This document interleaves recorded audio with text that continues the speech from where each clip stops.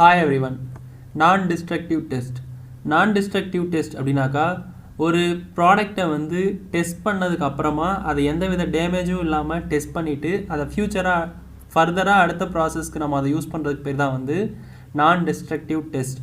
For example இப்போ ஒரு welding process carry out பண்ணுறோன்னா அந்த வெல்ட் பண்ண ஏரியா எல்லாத்தையுமே நம்ம வந்து என்டிடி டெஸ்டிங் மெத்தடில் ஏதாவது ஒரு மெத்தடை ஃபைன் பண்ணி இப்போ ஏதாவது ஒரு மெத்தட் மூலயமா நம்ம அதை வந்து டெஸ்ட் பண்ணிவிட்டு அதை வந்து நம்ம வந்து அடுத்த ப்ராசஸ்க்கு வந்து யூஸ் பண்ணலாம். இதனால் வந்து அந்த டெஸ்டிங் ஸ்பெசிமெனுக்கு எந்தவித டேமேஜும் இருக்காது.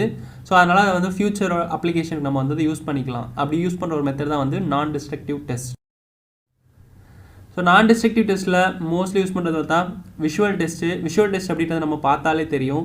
அப்புறம் ரேடியோகிராஃபி, இது ரொம்ப வந்து ஹைலி சென்சிட்டிவ் மெத்தட். அப்புறம் நிறைய testing methods. So non destructive testing மெத்தட்ஸில் ஃபஸ்ட்டு வந்து visual test, liquid penetrant test, magnetic particle test, ultrasonic test, radiography test, eddy current test, leak test and vibration analysis அப்படின்னு சொல்லிட்டு welding testing, NDT testing methods வந்து இந்த வகையில் வந்து இருக்குது.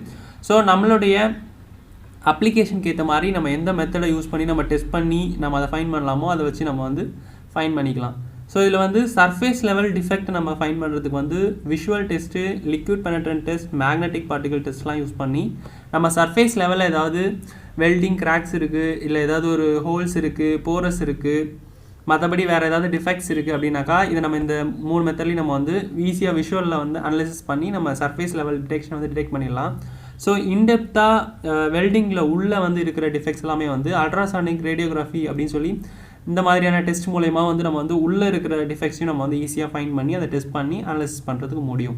So இதான் வந்து நான் டிஸ்ட்ரக்டிவ் டெஸ்ட். இந்த வீடியோ உங்களுக்கு யூஸ்ஃபுல்லாக இருந்துச்சுனாங்க லைக் பண்ணுங்கள், கமெண்ட் பண்ணுங்கள், ஷேர் பண்ணுங்கள், சப்ஸ்கிரைப் பண்ணுங்கள். தேங்க்யூ.